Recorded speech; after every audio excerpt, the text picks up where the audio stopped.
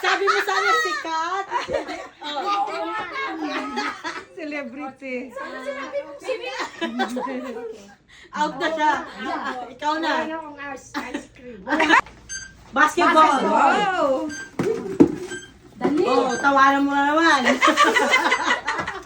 Prayer! Di ba?